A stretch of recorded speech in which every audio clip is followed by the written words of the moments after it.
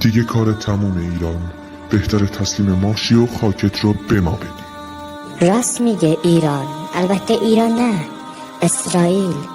چون امروز اونجا رو من به اسرائیل تبدیل میکنم.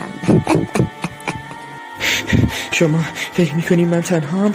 نه خیر، روسیه پشت منه. الان صدا میکنم تا با هم شما رو بکشیم. کدوم روسیه؟ منظورت اونیه که جلوت ایستاده؟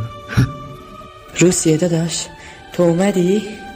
آره اومدم، اما ایران باید اینو بهت بگم که متاسفم تسلیم ما شد. چی داری میگی روسیه؟ چه تسلیمی؟ ببین ابله، اینو یک بار بفهم. من در طول تاریخ هیچ وقت دوست تو نبودم و نخواهم بود، اما تو همیشه مثل ابله ها منو دوست خودت دونستی و به هم اعتماد کردی.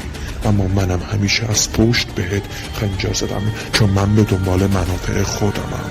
امروز هم منافع من تویی. نه این درست نیست، این درست نیست. من دارم خواب میبینم. نه سرم داره میترکه. امروز هیچ کس از این اتاق زنده بیرون نخواهد رفت.